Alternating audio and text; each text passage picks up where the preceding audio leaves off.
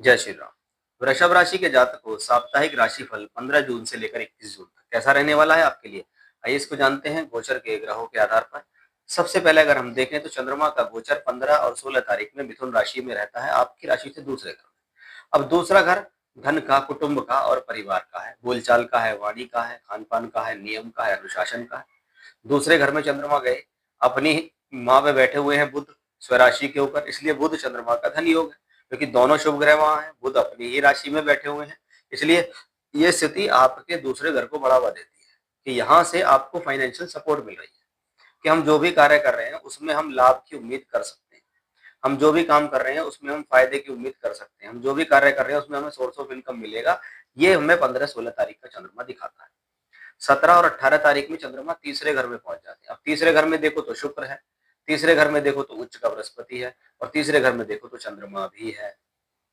अब चंद्रमा अपने भाव में गया है, 3 ग्रह बैठ गए, इसका मतलब तीसरे घर से संबंधित कारकत्वों से जुड़कर लाभ मिलना, या ऐसी चीजों से जुड़कर काम करेंगे तो अच्छा है, जैसे टूर ट्रैवलिंग्स, यात्राएं, short travelling, long travelling, communications, social media, creativity, singing, music, dancing, लोगों से मिलना, मित्रों के थ्रू मिलना, कोई ट्रैवलिंग करना, कोई यात्रा करना, इनसे जुड़कर, इनसे मिलजुल कर कोई कार्य करना, ये सब आपको इसी कॉम्बिनेशन से मिलता है।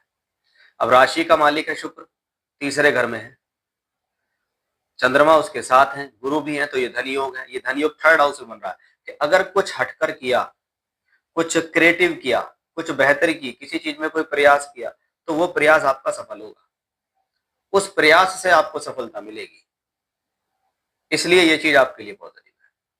अब 19, 20 और 21 तारीख में चंद्रमा का अधिकतम समय राशि से चौथे घर में गुजरता है, चंद्रमा केतु के साथ चौथे घर में आता है। अब चंद्रमा मन के कारक अगर केतु के साथ है तो ये कंफ्यूजन, वहम और भ्रम देने में सक्षम है। इस दौरान ना कंफ्यूज होना, ना भ्रमित होना, नेगेटिव लोग से बचिए, नेगेटिव थॉट्स से बचिए, बिना वजह के सोच विचार से बचिए, फालतू की चीजों से दूर रहना है। व्यर्थ के कार्य, व्यर्थ की बातें आपको अपने जीवन में नहीं करनी है। इन चीजों से जितना दूर रहेंगे ठीक है। चंद्रमा केतु के साथ है, माता का कारक है, इस दौरान थोड़ा माता के स्वास्थ्य को लेकर कुछ चिंता झलकती दिखाई देती है। यहाँ पर चंद्रमा क्योंकि केतु के साथ है, इसलिए ये स्थिति इस बात को भी दिखाती है कि चंद्रमा का अपनी जगह शुभ ग्रह होना आपके घर परिवार के माहौल को ठीक करने की पूरी कोशिश करेगा, लेकिन क्योंकि केतु उसके साथ है तो मन में कोई ना कोई चिंता या परेशानी हो सकती है। इसलिए अपने आप पर धैर्य रख के चलें, जो भी कार्य जैसे भी कर रहे हैं बिना बदलाव के उसको करते रहें। जय श्री राम।